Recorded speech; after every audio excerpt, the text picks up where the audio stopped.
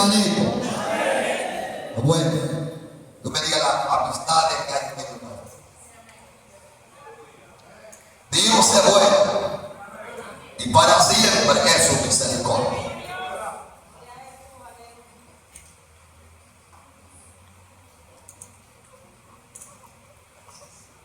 Dios les bendiga, hermanos, esta hermosa noche.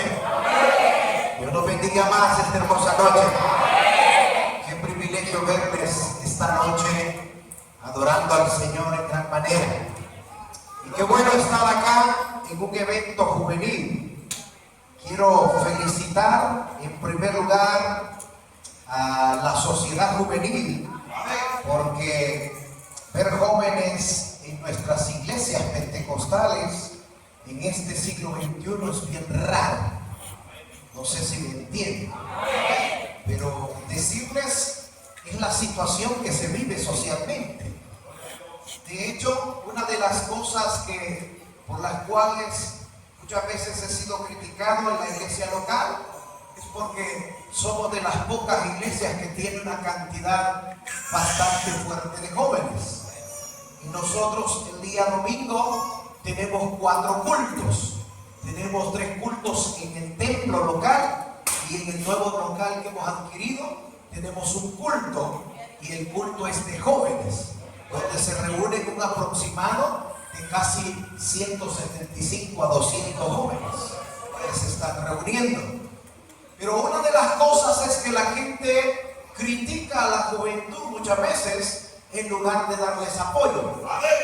Y hay una cosa que ustedes deben de entender, y es que nunca va a caminar un joven, mayormente si es un adolescente, no va a caminar a la altura de un adulto. Entonces creo que deben de comprender esa situación. Pero gloria a Dios por los padres de familia que están acá esta noche para apoyar a sus hijos.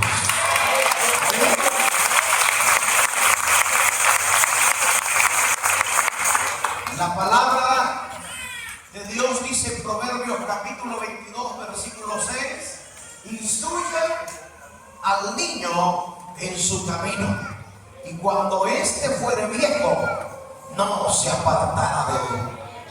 Así que lo mejor que puede pasar es la instrucción a un hijo. Teniendo un hijo en el templo tendremos un futuro ganado. Porque algo que debemos de entender la gente adulta, los que somos arriba de 30 años, tenemos que entender que la vida se agota, la vida se acaba, la vida declina, y tarde o temprano vamos a partir. Y al saber que vamos a partir, necesitamos dejar un relevo para que el Señor levante un relevo nuevamente. Así que como no me habían dicho que era una campaña juvenil, pero el Señor en su misericordia conoce todo. Y quiero esta hermosa noche meditar bajo un tema, y quiero que se ponga de pie para que lea conmigo las Sagradas Escrituras. Y el tema para esta hermosa noche es diseñado para este tiempo. Dígalo conmigo: fui diseñado. Vamos, dígalo fuerte: fui diseñado para este tiempo. Hay una cosa bien clave que tenemos que entender, es que en Dios no existen casualidades. En Dios no existen casualidades. Porque usted tuvo que nacer en este tiempo y no nació hace 50 años. Porque usted tuvo que nacer para este tiempo y no tuvo que nacer en el siglo pasado. Porque Dios permitió que naciera para este tiempo. Porque hay un plan divino de Dios para cada persona. Y eso es lo que quiero tratar esta hermosa noche.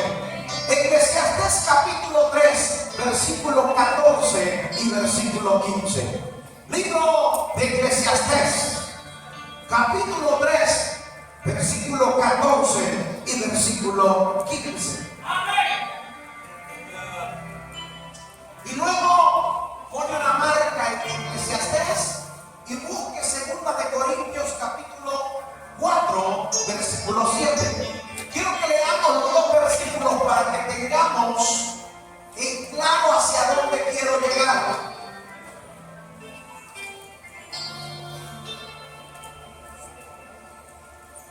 Cuando usted lo tenga, me dice un fuerte amén. Eclesiastés, capítulo 3, versículo 14 y versículo 15. Y segunda de Corintios, capítulo 4, versículo 7. Vamos a esperar porque veo jóvenes todavía.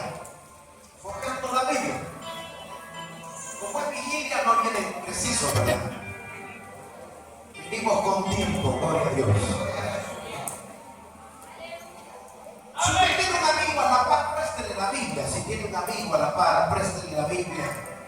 Un recién convertido, préstele la Biblia.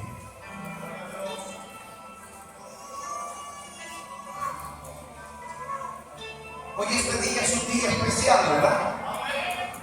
No por lo que el mundo celebra, claro, sino porque estamos en la casa de Dios para adorar al Señor. Hoy sí creo que ya lo tenemos la mayoría.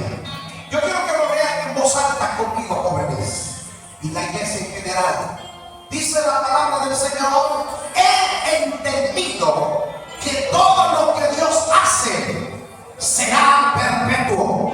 Sobre aquello no se añadirá, ni de ello se disminuirá. Y lo hace Dios para que delante de Él teman los hombres. Aquello que fue, ya es. Y lo que ha de ser, fue ya. Dios restaura lo que pasó. Alguien grite amén esta hermosa.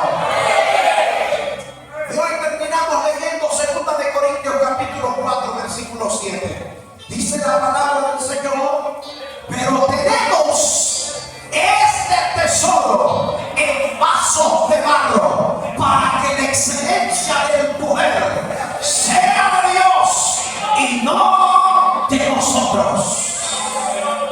Pueden decirlo otra vez en voz alta, este último versículo. Pero tenemos este tesoro en vasos de barro, para que la excelencia del poder sea de Dios y no de nosotros. Oramos al Señor así de pie. Padre, vamos, levante una mano. Levante su mano derecha si quiere al cielo y comience a hablar conmigo. Padre Dios, glorioso Señor, abre los cielos esta hermosa noche. Abre los cielos, oh Dios. Abre los cielos, bendito Salvador. Abre los cielos en misericordia para salvar al que no es salvo. Abre los cielos en unción para llenar con presencia a aquel que no ha sido lleno. Abre los cielos, Señor, para poder predicar tu palabra bendita. Glorioso Dios, llénanos con tu presencia, llénanos con la excelencia de tu Espíritu Santo, llénanos con el fuego glorioso de tu Espíritu Santo. Esta hermosa noche, Señor, redarguye. Esta hermosa noche, Señor, llena, consuela, Señor, toca, confronta, Señor, edifica, Señor, los corazones de cada cristiano. Glorioso Dios, esta hermosa noche queremos pedirte que tu presencia venga en un pronto auxilio, que venga, Señor, esta noche tu presencia tocando cada vida, Dios. Señor, quita todo pesar del alma, quita todo pesar del corazón, y que tu Espíritu Santo encuentre cabida en los corazones de tus hijos, y que pueda, Señor, tu presencia romper toda ligadura, quebrar todo yugo, pudrir todo yugo, y tu Espíritu Santo pueda venir esta hermosa noche y llenar los corazones y la vida de cada persona. Glorioso Dios, Señor, pedimos que tu Espíritu Santo venga, que tu gloria maravillosa pueda llenarnos, Señor, en el nombre glorioso de Cristo Jesús. Te lo pedimos todo, Señor. Amén y amén y amén. Puede tomar su asiento esta hermosa noche. Quisiera que esta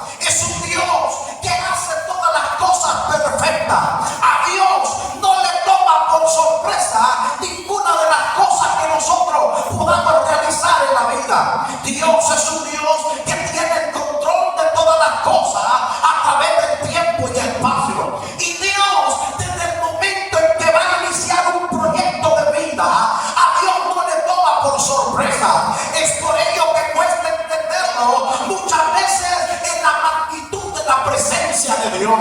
Por ejemplo, en un momento determinado, Dios habló a Jeremías y le dice: Jeremías, antes que tú nacieses, yo te había santificado y te había dado por profeta a las naciones. Quizás le cuesta entender que Jeremías no había nacido, pero Dios ya sabía quién era Jeremías. Quizás usted no entienda lo que está sucediendo en su vida. Usted se pregunte: yo pude nacer en el hogar de una persona que pueda visitar un antro de perdición. Yo pude nacer en un hogar de un futbolista. Yo pude nacer en el hogar de un borracho de Berlín. Yo pude nacer en el hogar de alguna persona perdida. Pero Dios en su soberanía permitió que naciera en un hogar cristiano. Dios permitió que naciera en un hogar cristiano. Quiere decir que la soberanía de Dios estaba detrás de todo esto. Es por ello que a Dios no le toma por sorpresa el día que tú viniste a Cristo. Él te dio la invitación antes de que viniera. Él te hizo una invitación antes que tú llegaras. Porque a Dios no le tomó por sorpresa que tú vinieras a los pies de Cristo Jesús. Pero pareciera que en pleno siglo XXI hay una situación que se está dando, la cual hace que podamos llegar a un momento bastante fuerte y de crisis espiritual. Y quiero aclararlo, es una situación bien grave que se está viviendo a nivel mundial. Y número uno, hablar acerca de esto es una situación clave para que le entendamos la iglesia cristiana del siglo XXI. Y es que nosotros entendamos el nivel y clase de evangelio que se está viviendo en pleno siglo XXI. En pleno siglo XXI entendemos que estamos viviendo la era de la tecnología, la era famosa de la inteligencia artificial, la era de lo que creíamos imposible. Hoy es posible con un clic que usted ve en cualquier aparato electrónico. Pero quiero decirle, la situación puede mejorar tecnológicamente, pero quiero decirle, la situación y la condición espiritual, según este libro sagrado, sigue siendo la misma. Los santos se le llama santo y al pecado se le llama pecado. La condición espiritual ha llevado a una crisis y a un caos total, donde ha generado impotencia en el liderazgo eclesiástico. Y se escucha alrededor del mundo, tanto pastores como líderes juveniles bregan con el mismo problema y están diciendo: Dios mío, ¿qué habrá pasado con la iglesia del siglo XXI? Queridos jóvenes, por si ustedes no lo recuerdan, se los trato de recordar yo en esta vida. Quiero decirle, en los años 80, en los años 90, nuestros jóvenes hablaban en lengua y danzaban. En los años 80, la juventud cristiana tenía un efecto espiritual fuerte. Pero al llegar al siglo XXI, pareciera que nuestra sociedad juvenil ha perdido el efecto de la cristiandad en el corazón. Pero señores, a pesar de esa crisis, Dios siempre guarda a un pequeño remanente. Y aunque todo doble en sus rodillas, hay un pequeño remanente que sigue estando de pie para bendecir el nombre del Señor. Hay un pequeño remanente que aunque otros se vendan y vendan el evangelio, hay un pequeño remanente que sigue diciendo: Cristo es mi Señor y yo delante de vecino. Sigo siendo la luz de esperanza, sigo siendo la luz en el caminar. En pleno siglo XXI, hermanos,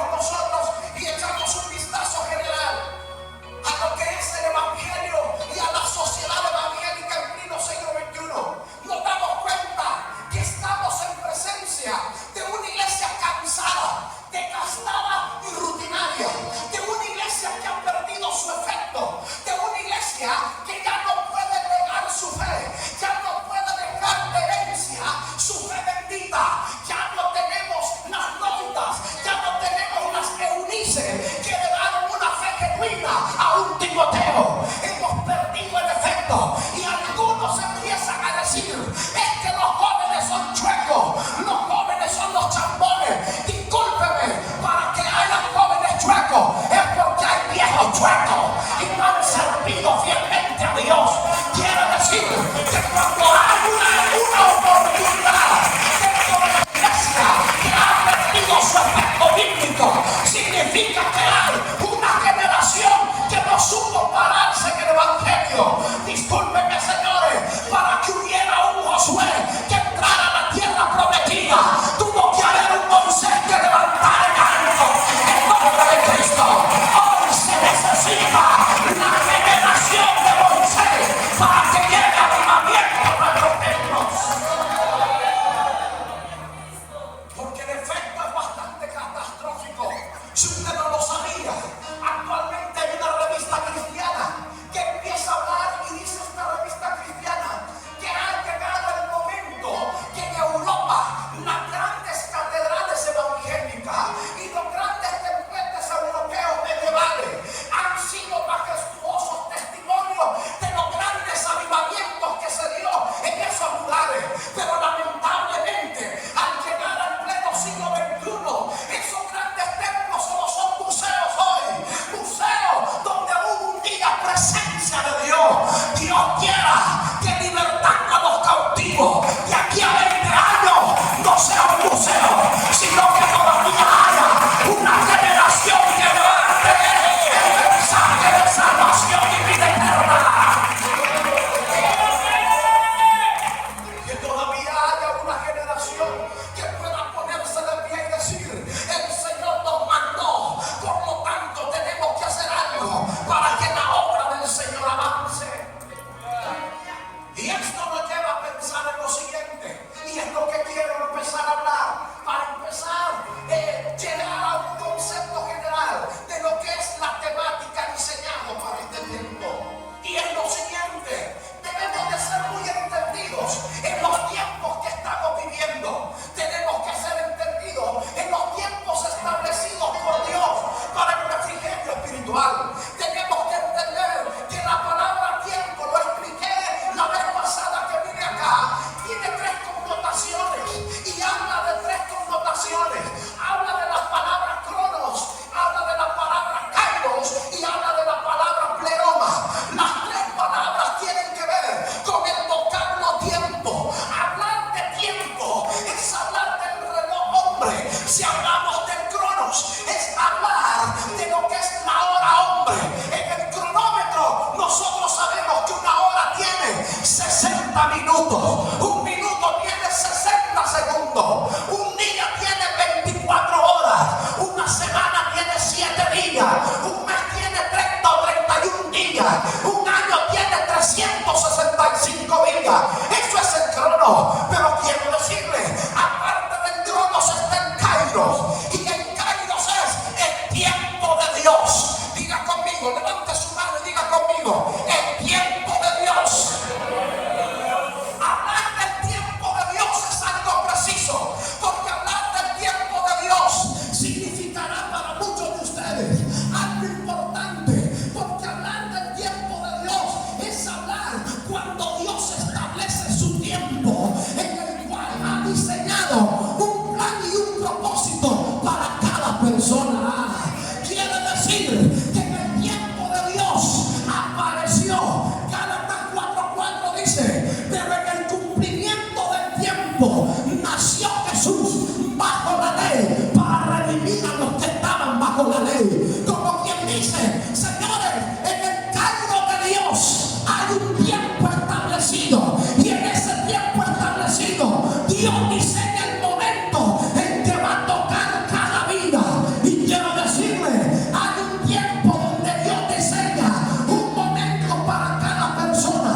A esto se le conoce el pleroma. El pleroma es el tiempo de alumbramiento o tiempo de cumplimiento. Hablar de cumplimiento es entender que cuando Dios diseñó a un Moisés en el cumplimiento eterno de Dios, ya estaba quién lo iba a criar, ya estaba dónde iba a llegar, ya estaba el palacio donde iba a estar, y ya estaba el plan donde iba a levantarlo Dios para hacer milagros y maravillas.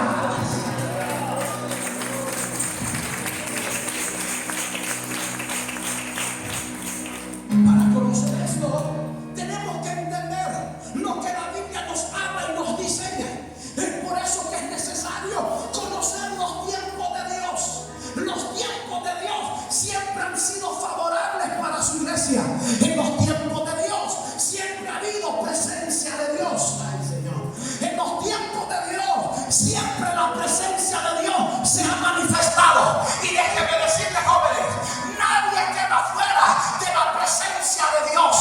La Biblia dice que cuando Dios empezó a tratar con la vida de los gente del ayer, la gente de antaño, Dios decidió tratar con muchos jóvenes. Óigame, la Biblia siempre ha tenido claramente que siempre Dios trata con jóvenes. Es mentira del diablo que le han dicho que Dios no trata con jóvenes. Dios trata con jóvenes claramente. Jóvenes, ¿quién te ha dicho que tú no puedes? Si podemos pecar, podemos vivir también en santidad para Dios.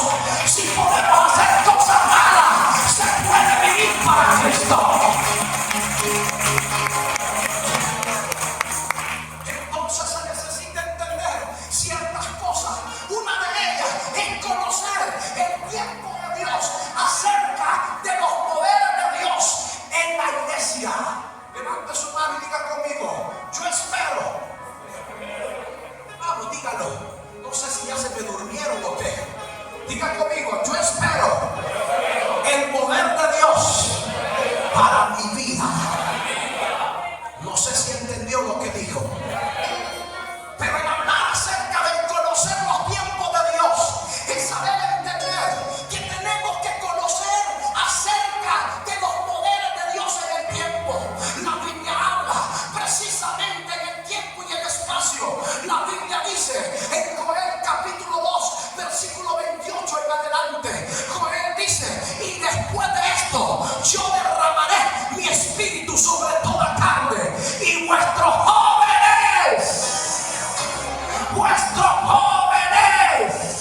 profetizarán y verán visiones. Jóvenes, Dios ya tenía diseñado ese plan, pero Joel solo profetiza, mas no lo ve. Joel no está profetizando 600 años antes de la llegada, pero Joel en el espíritu ya lo vio. Ya vio jóvenes danzando, ya vio jóvenes hablando en lengua, ya vio jóvenes bajo la presencia, ya vio jóvenes llenos de la gloria, ya vio jóvenes llenos de la unción de Dios. Pero Joel solo lo ve espiritualmente. Dicho cumplimiento, dicen los comentaristas, que será precisamente en Hechos capítulo 2, versículo 42 en adelante. En el Hechos capítulo 2, cuando usted lee el libro de los Hechos, se va a dar cuenta que en Hechos 1:8 está la promesa sobre promesa, porque la promesa sobre promesa no la da un hombre, la da Cristo. Cristo está a segundos de partir hacia la patria celestial, y él me dice: muchachos, yo me voy, pero no lo voy a dejar solo, les voy a enviar un consolador. Y luego dice: pero recibiréis poder cuando haya venido sobre vosotros el Espíritu Santo, y me seréis testigos en Jerusalén, en Judea, en Samaria y hasta Berlín, El Salvador. Lo que está diciendo precisamente es que el Señor estaba buscando su momento estratégico y preciso para derramar su prenoma, para derramar su presencia. El tiempo del cumplimiento. Esto indica que el siglo XXI, los jóvenes, los cristianos del siglo XXI, que somos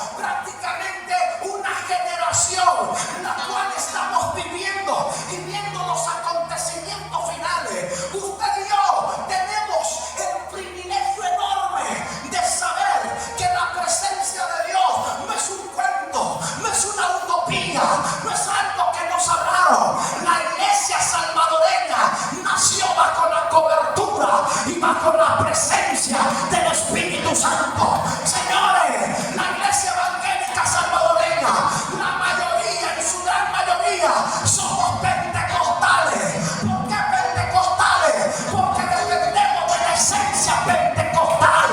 Nosotros somos una iglesia que creemos en la presencia de Dios, creemos en el poder glorioso del Espíritu Santo,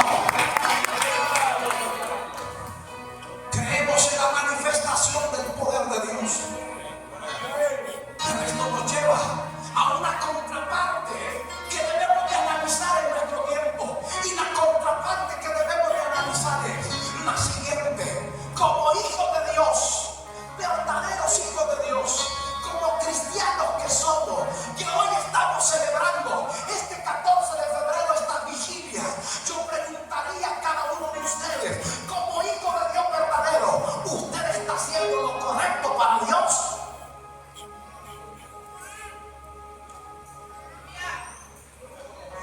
Si Dios le pondría el termómetro espiritual a cada uno de ustedes, preguntaría a Dios: señores, ¿están viviendo correctamente para que yo pueda derramar de mi Espíritu Santo sobre toda carne? Ese silencio moribundo me hace pensar lo siguiente, y es pensar precisamente lo que está viviendo la crisis espiritual que enfrenta la iglesia del siglo XXI. Esto me hace pensar que la iglesia está viviendo un caos bastante fuerte, un caos en el cual la mayoría de cristianos no creen que fueron diseñados para este tiempo. Ay, Señor, no creen que fueron diseñados para este tiempo. Y yo quiero decirles, hay unos atributos que Dios tiene para que me comprenda lo que quiero hablar. En primer lugar, hablar de los atributos de Dios, tengo que hablar de la omnipotencia de Dios. ¿Qué es omnipotente? Que Dios todo lo puede. Diga conmigo, Dios todo lo puede. Pero también hay otra parte, hay otro atributo de Dios, y es la omnisciencia de Dios. ¿Qué quiere decir la omnisciencia de Dios? Que Dios todo lo sabe. Él te conoce lo que hiciste ayer, lo que hiciste hace una hora y lo que estás pensando para mañana. Es la omnisciencia de Dios. Pero aparte de la omnisciencia de Dios está la omnipresencia de Dios. ¿Qué es la omnipresencia de Dios? Es la capacidad de estar presente. Dios tiene la capacidad de estar presente en todo lugar al mismo tiempo. Quiere decir que así como nos escucha en Berlín, así está escuchando a los hermanos en China, así está escuchando a los hermanos en Inglaterra, así está escuchando a los hermanos en Israel. A donde sea que esté, Dios está escuchando la alabanza de su pueblo.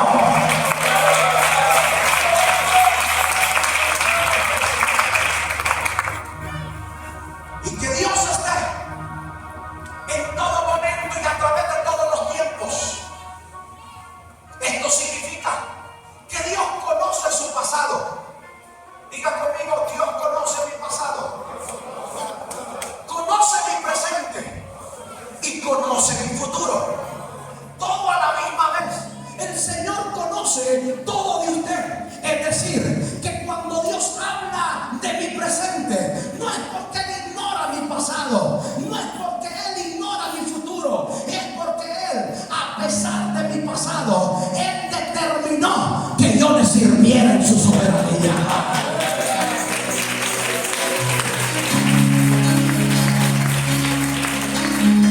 Es por eso, querido cristiano, querido hermano que está esta noche en este lugar, es por eso que usted no puede permitir que su ayer determine su adoración hoy. Usted no puede permitir que el fracaso de ayer determine la proclamación bendita de la presencia de Dios en su vida hoy.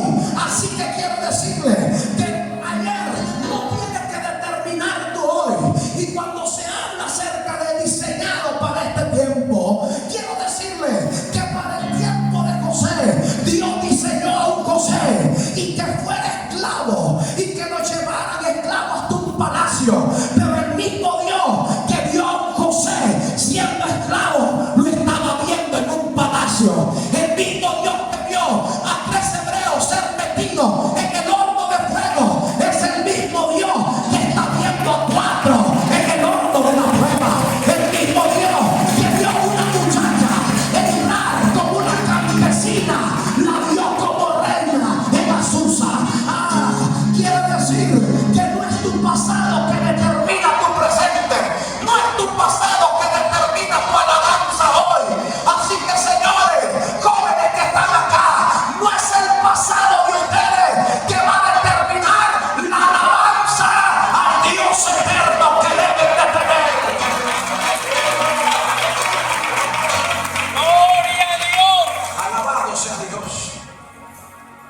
Por eso vengo a decirle a esta generación, queridos jóvenes, a mí no me interesa qué es lo que estuvieron pensando o haciendo ayer. No me interesa lo que el diablo quiso hacer con la vida de muchos de ustedes. Lo que me interesa es que este día abran su corazón al Espíritu Santo, para que el Espíritu Santo opere el milagro de todos los milagros en la vida de cada uno de ustedes. Porque si ustedes dejan que el Espíritu Santo opere su vida, entonces dirán cosas que ojo no vio, ni oído yo, ni han subido al corazón de hombre, son las que Dios ha diseñado para cada uno de ustedes. Queridos hermanos, la persona que nos vio fracasar también nos verá levantarse. La persona que nos vio un día estar tirados en una cuneta, o quizás tener la peor vida que estaban llevando, es la misma persona que un día dará testimonio cuando lo vean con una Biblia diciendo: él era, pero hoy no es, porque Dios lo ha transformado, lo ha cambiado, lo ha hecho una nueva criatura, porque Dios tiene el control de tu vida.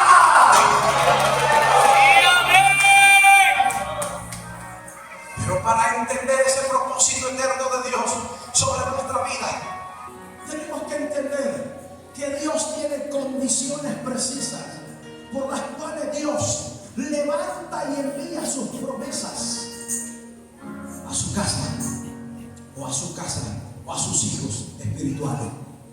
Y esto quiero que me entiendan.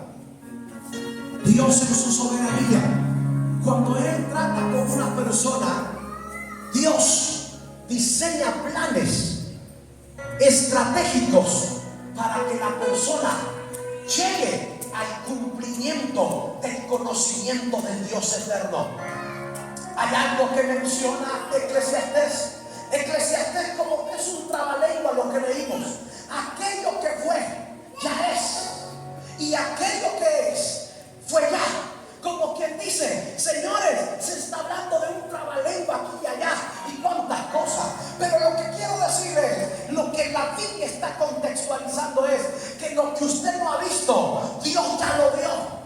Lo que usted no contempla, Dios ya lo contempló. Y lo que usted no logró diseñar, Dios ya lo diseñó. Como quien dice, cuando usted ve a un enfermo, la gente dice: está próximo a morirse. Cuando ve a un drogadicto, la gente dice: este es un próximo tizón del infierno. Pero Dios dice: lo que fue, ¿qué es lo que fue? Lo que fue en la cruz del Calvario fue que se dio un diseño eterno para la vida de los creyentes. Te estoy diciendo que lo que era, lo que tu vida era, lo que tu vida tenía, lo que tu vida pasaba, Dios la rompió para lo que no es, fuera hecho hoy. Por eso es que la Biblia dice: porque Dios levanta del polvo al pobre y al menesteroso lo alza del muladar para hacerlo sentar junto al príncipe de su pueblo.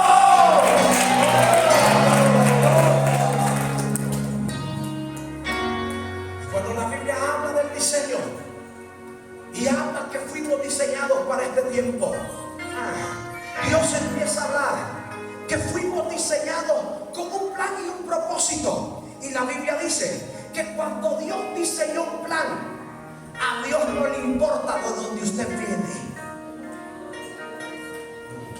Vuelvo a repetirle: a Dios no le importa de dónde usted viene.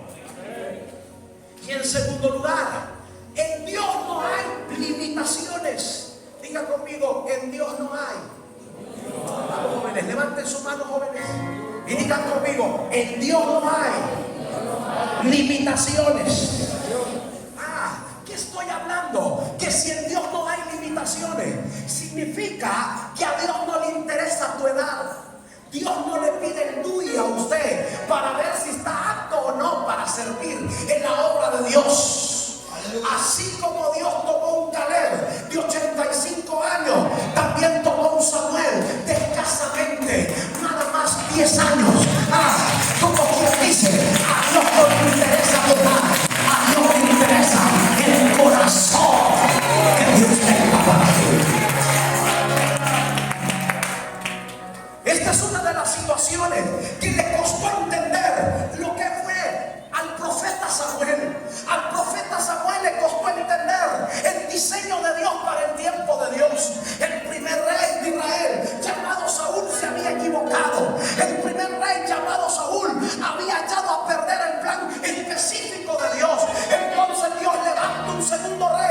Pero para eso Dios le dice al profeta Samuel: anda a la casa de Isaí, ahí está el próximo rey de Israel, me va a surgir al próximo rey de Israel. Él va contento, él llega a Jerusalén, él llega y pasa por Jerusalén, llega hasta Judá. Cuando llega a Judá, la gente, los ancianos de Judá salen y le dicen: ¿vienes para tu visita es en paz o qué? Y él dice: sí, mi visita es en paz, he venido a ofrecer sacrificio a Jehová en la casa de Isaí. Y todos le dijeron: ay, Isaí es el más pobre de los de Judá, es el que vive en el rincón allá, bien abajo, allá está Isaí. Él dice: no importa, Jehová me ha mandado a ese lugar ahí.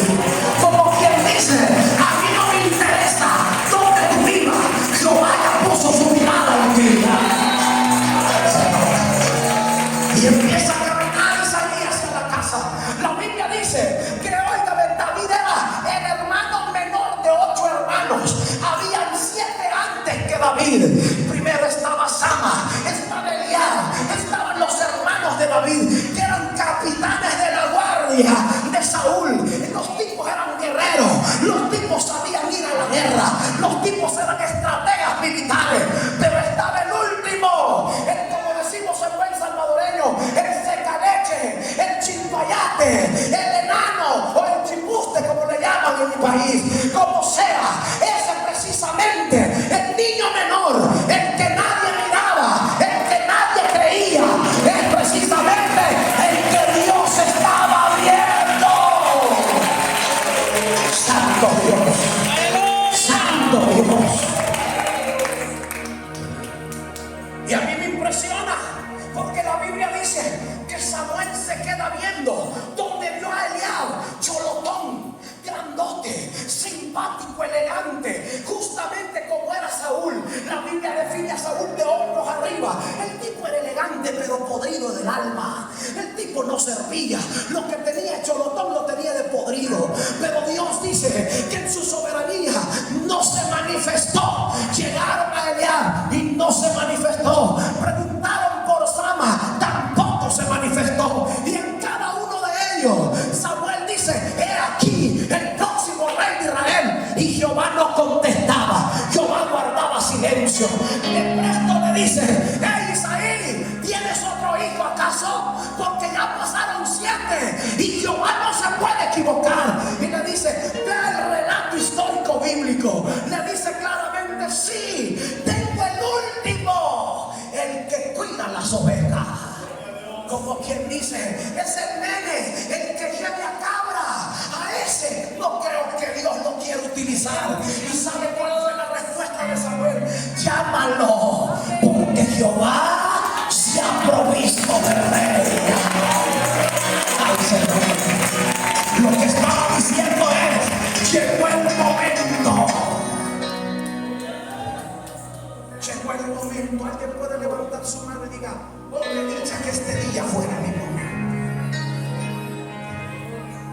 Cuando usted lee la Biblia, en el Salmo capítulo 89, versículo 20, va a darse cuenta de un versículo lindo que dice la Biblia: hallé a mi siervo David y lo ungí con mi santa unción. Ay, esto es lindo entenderlo, porque dice: hallé a mi siervo David. Como quien dice, lo empezó a buscar, y cuando lo empezó a buscar hasta que lo encontró, digo: este es el próximo rey de Israel. Óigame, en el relato histórico usted lo puede ver, que cuando llega le dice Samuel a Isaí, le dice: anda y ve y llama a David. Y cuando llega David, llega corriendo. Según el relato histórico, David llega corriendo y le dice: me mandó a llamar papá. Y le dice inmediatamente: uy, el profeta, ¿qué está haciendo el profeta? El hombre de Dios, el que trae la CD, dice el Señor, ¿cómo es que está aquí en mi casa?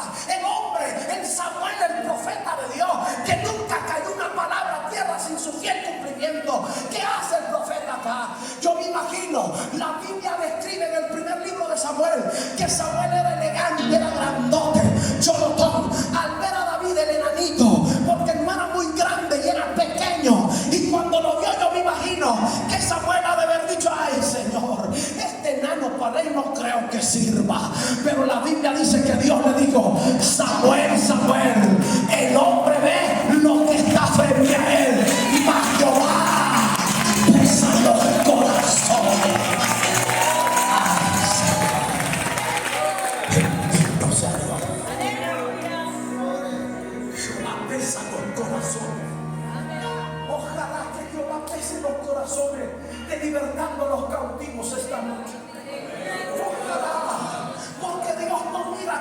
condición física. Dios no mira ni tu academia, si estudiaste en la mejor universidad, si estudiaste en bachillerato o no, si saliste de la escuela o no. Él no está preguntando tu academia, Él está preguntando cuál es tu adoración que tengas para Él.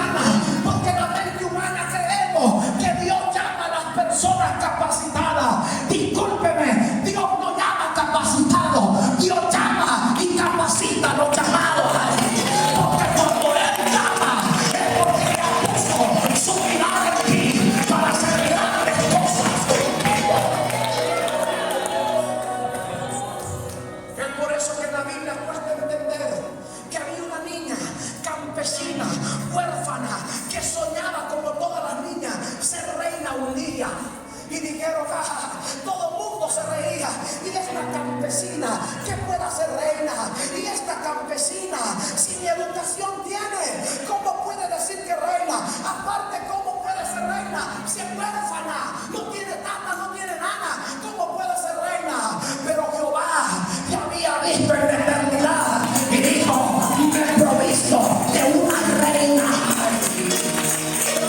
Ay, Señor. Y Dios, esta noche, escuchen lo que voy a hablar. Dios esta noche tiene que proveerse de algunos adoradores de este lugar. Amén. Ay, Señor. Dios tiene que, ¿por qué? Hermano, son pocas las iglesias que tienen jóvenes. Ustedes deben de dar gracias a Dios. No importa que vean chiquitos, que lo vean niños todavía, y digan, no, está tiempo, ¿para qué lo van a poner uniformados y a servir? Óigame, nuestros niños empiezan a pecar desde tierno. ¿Por qué no enseñarles a vivir en santidad para Dios desde tierno? Para que entiendan el servicio de la obra de Dios y le pongan la obra a la obra de Dios. Es precisamente lo que le costó entender. ¿Por qué? Porque no creían que fuera diseñado para ese tiempo. Pero en el capítulo 89 del libro de los Salmos, versículo 21, la Biblia dice, señores, en el versículo 20 dice, allá mi siervo David lo ungí con mi santa unción. Versículo 21 dice, mi mano siempre estará con él y mi diestra siempre lo va a sostener. Como quien dice, al que yo llamo lo respaldo, y aunque se levante el diablo, es más grande la roca que te respalda que la lengua que te critica. Es más grande la unción que está alrededor tuyo que la persona que trata de hacerte pedazo. Porque si Dios con nosotros, ¿quién contra nosotros? Alguien que alabe a Dios de verdad. Alguien que alabe a Dios de verdad. Alabado sea Dios. Alabado sea Dios. Cuando contemplamos esto, nos damos cuenta que Dios diseña personas para cada tiempo. Pero cuando Dios diseña personas para cada tiempo, Dios levanta generaciones enteras. Ay, Señor. Y quiero comenzar a concluir diciendo esto. Dios siempre quiere hacer cosas especiales y obras sobrenaturales en cada cristiano. El Dios que quiere ungir a un Jeremías como profeta, a pesar de que sea un niño, es el Dios que puso su mirada en Isaías el profeta, siendo adulto Isaías. El Dios que quiere hacer que Isaías sea un profeta es el mismo Dios que permitió que se ungiera un Josué siendo un jovencito todavía. Es el mismo Dios que permitió que Josué se levantara como libertador de Israel para llevar la palabra y la presencia de Dios a Israel mismo. Lo que estoy diciendo es que a Dios no le toma por sorpresa la vida de los seres humanos.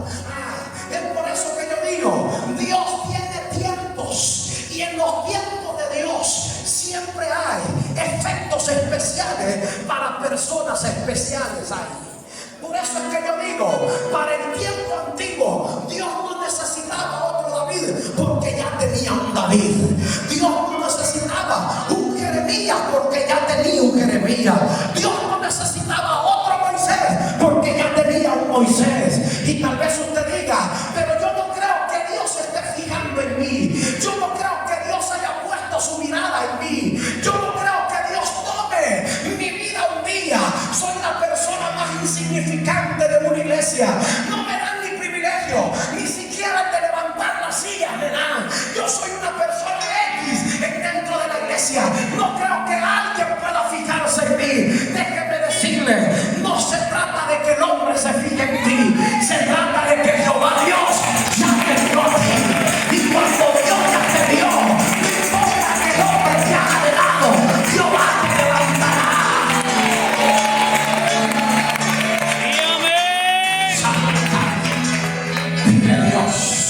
Vive Dios, vive Dios, vive Dios, vive Dios, vive Dios. No se trata, el hombre te puede opacar, el hombre te puede hacer de lado, pero si Jehová está contigo, aunque te pongan atrás, siempre vas a ganar, porque no se trata del hombre, se trata que el Dios de los cielos ya te diseñó para este tiempo.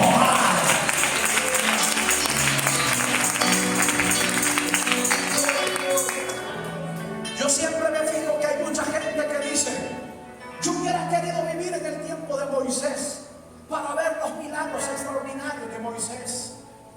Lamento decirle, usted no es judío, usted nació en El Salvador. Usted tal vez diría, yo hubiese querido nacer en el tiempo de Pablo para ser el próximo Timoteo. Lamento decirle, nació en Berlín y no es judío, no es judío, no es Jerusalén. Y tal vez usted diga, significa que Dios es una persona que trata a las demás personas como nada y escoge especialmente a una persona. No, sino que Dios tenía para cada tiempo una persona determinada. Amén. Pero para este tiempo no tiene a Pablo. Para este tiempo no tiene a Timoteo. Para este tiempo no tiene a Pedro. Para este tiempo no tiene a Jeremías. Para este tiempo te tiene aquí. Te tiene aquí. Te tiene aquí. Te tiene aquí. Te tiene aquí.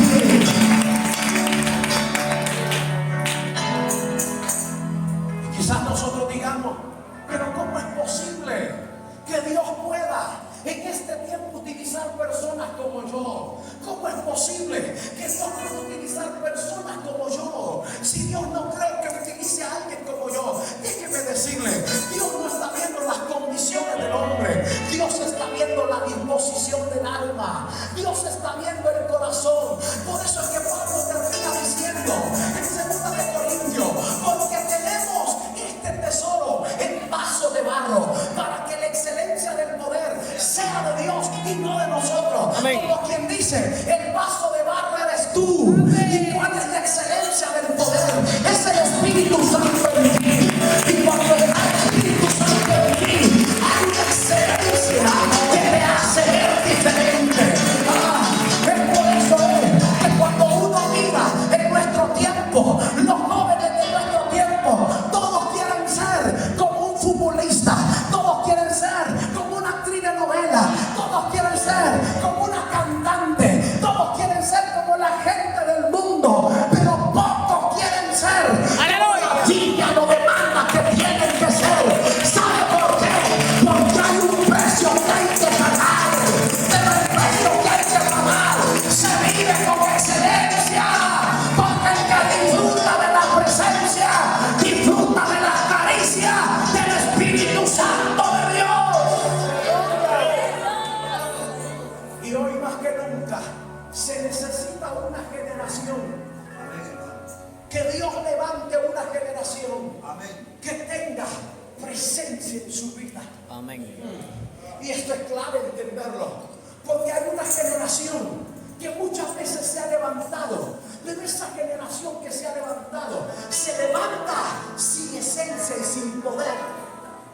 discúlpeme lo que voy a hablar, pero la situación es dura en nuestras naciones.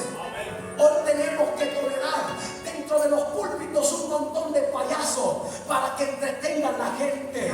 ¿Por qué? Porque han olvidado la presencia de Dios, han hecho de lado la presencia de Dios. Y señores, el efecto tan grande de una iglesia no es que se reconozca el pastor, no es que se reconozca el rótulo de una denominación, no es que se reconozca el nombre de la persona que han traído a predicar. El efecto grande de una iglesia es que conozca quién es Cristo, Cristo, Cristo, Cristo, Cristo. Aleluya. Y hoy se necesita efectivamente que haya una generación que ame la presencia de Dios. Para entender el ser diseñado para este tiempo, tenemos que comprender que Dios no se equivoca cuando escoge a una persona. No sé si algunos de ustedes han oído hablar de los evangelistas que voy a mencionar a continuación. No sé si han oído hablar de Jorge Raskin. Yo creo que algunos antiguos han oído hablar de Jorge Raskin, de Luis M. Ortiz, de Lamboy, de Jimmy Swaggart, los grandes hombres evangelistas de los 80 y los 70, hombres de Dios. Y sin faltar uno de los que murió hace poco, hermano Chille Ávila. Yo creo que oyeron hablar algunos de Chille Ávila. La pregunta es, estos grandes evangelistas, estos grandes hombres de Dios, la mayoría ya partió a la eternidad. Y la pregunta que hay que hacernos es, ¿quién se levantará?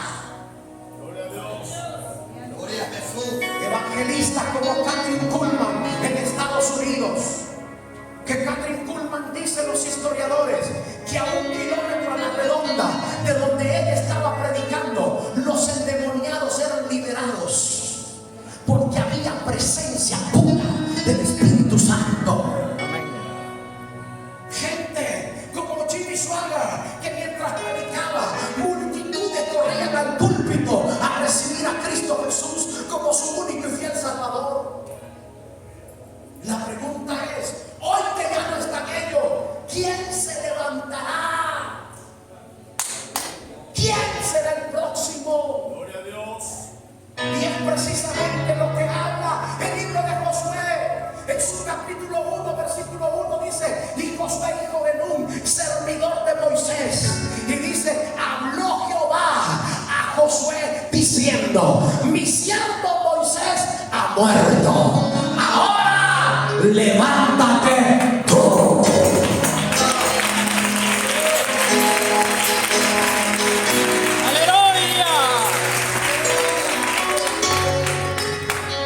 Yo quiero pensar un momento como Josué.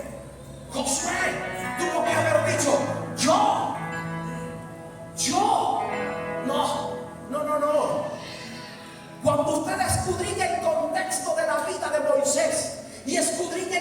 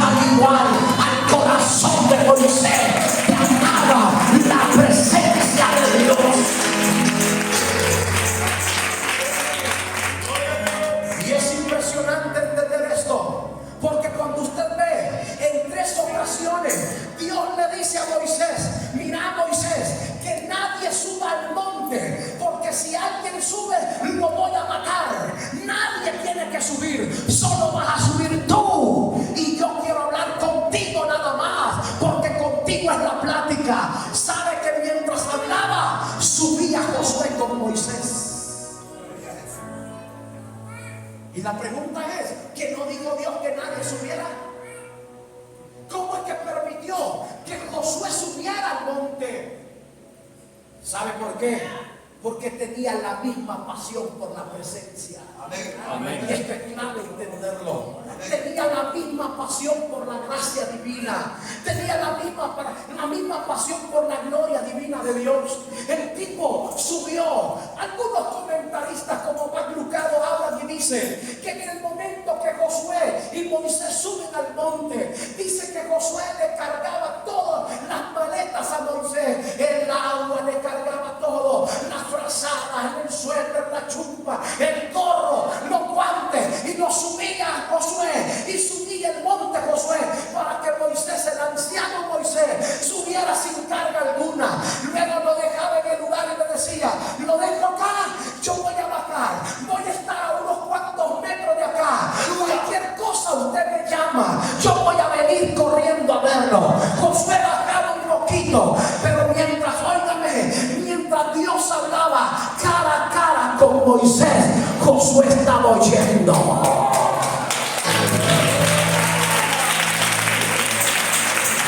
Interesante entenderlo, porque mientras él oía, él estaba oyendo la presencia de Dios, él estaba oyendo lo que Dios hablaba. Y ahora Moisés ya murió. Moisés, Dios le dice, subí al monte, de aquí no vas a pasar, Moisés, aquí vas a quedar, aquí te vas a quedar, tú no vas a subir, tú no vas a entrar a la tierra prometida. Decide a mi siervo Josué que él va a continuar. Josué dice, yo no fui diseñado para este tiempo. Josué dijo, yo no creo que Dios me hable a mí, yo no creo que Dios hable a un carnero, un campesino, un hombre rústico, un hombre tosco. Yo no creo que Dios pueda hablarme a mí. Y de presto Jehová dice, Josué, mi siervo Moisés ha muerto, ahora levántese usted, porque usted va a llevar.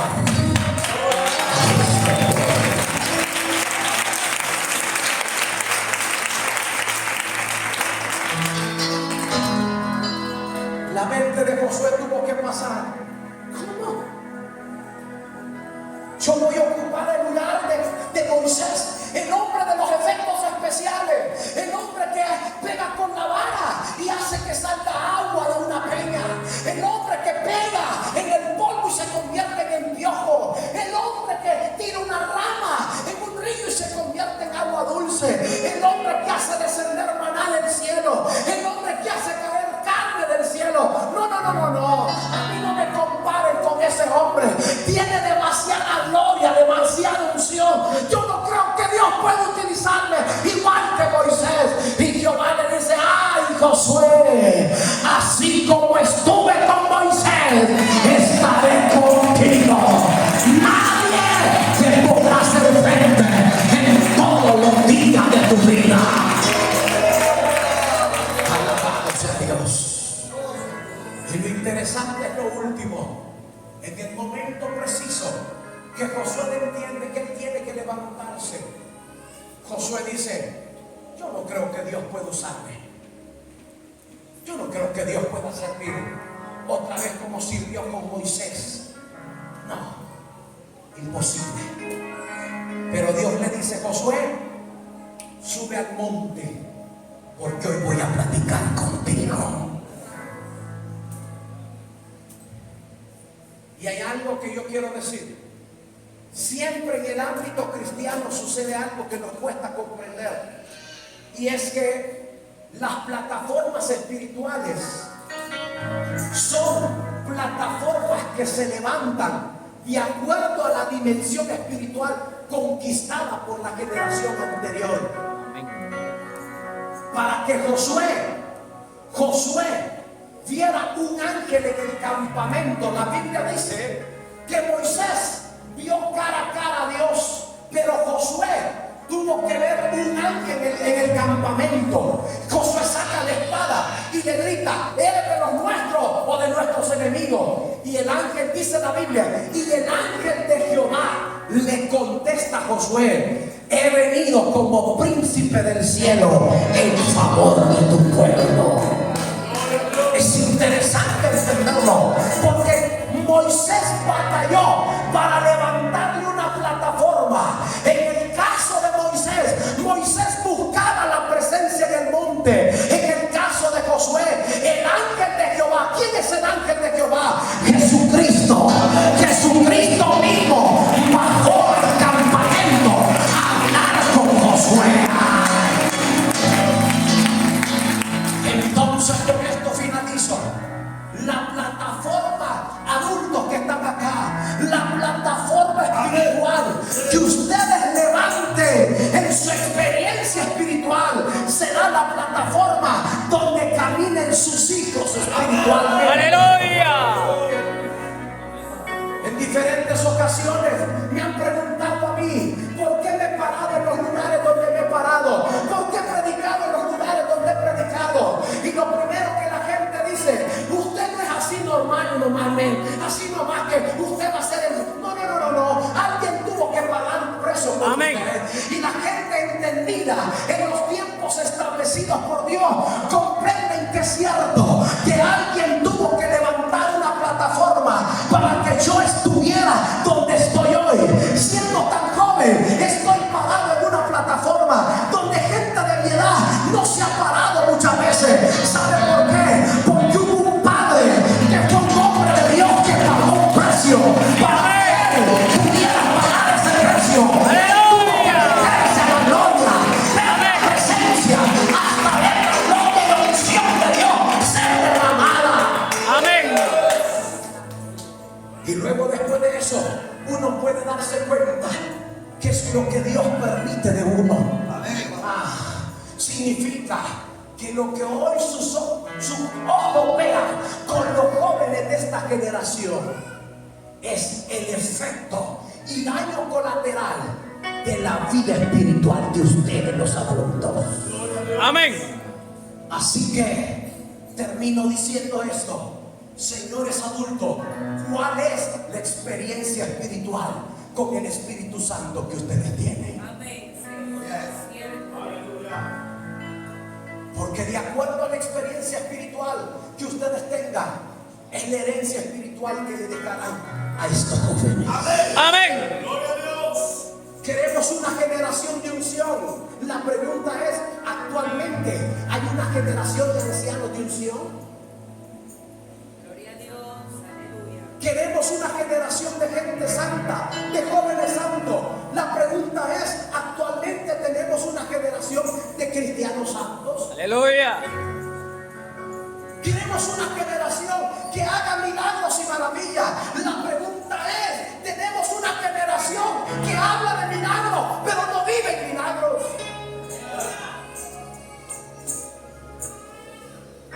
Queremos una generación que tenga un corazón entregado a Dios. Pero la generación que hoy queremos que tenga un corazón entregado a Dios tiene padres que no se congregan. Tiene padres que no vienen, ni siquiera logran pagar una noche de sueño para venir a una vigilia. Aleluya. Les cuesta venir. Hermano, lo que más carece la iglesia del siglo XXI es de ayuno y oración. Les cuesta buscar la presencia de Dios. Gloria a Dios.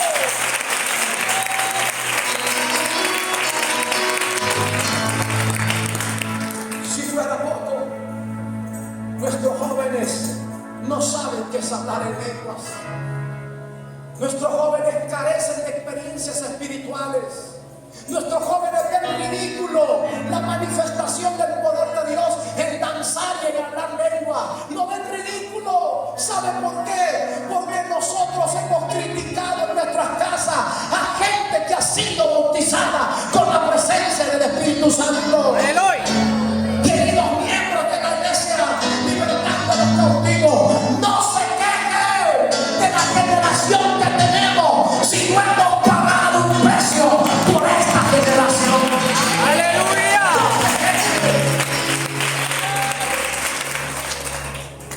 Porque ustedes deben de saber que si usted porque ustedes no han pagado un precio. Pero hermanos, estamos a tiempo de pagar el precio. Amén. Yo quiero decirles que para terminar hablándoles de que para este tiempo fueron diseñados estos muchachos, estas lindas muchachas, estos lindos caballeros, para hablarles de que ellos fueron diseñados para este tiempo, tengo que hablarle que para este tiempo usted fue diseñado para sostener en oración esta generación. Amén. Yo quiero terminar diciéndole a los jóvenes, quiero orar por ustedes y quiero que pasen acá al frente. Todos los jóvenes. Pero quiero pedir tanto a los servidores que andan allí, como a la gente adulta, líderes de esta iglesia o de las iglesias que están invitadas, que puedan venir y me ayuden a orar por estos jóvenes.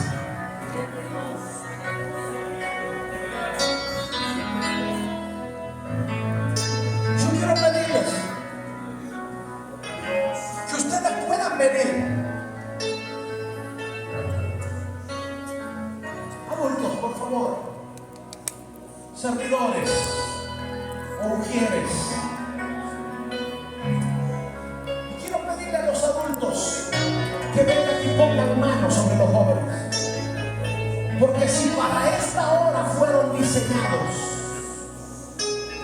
si para esta hora fueron diseñados, jóvenes, no desperdicien su juventud, entreguen lo mejor para Cristo Jesús.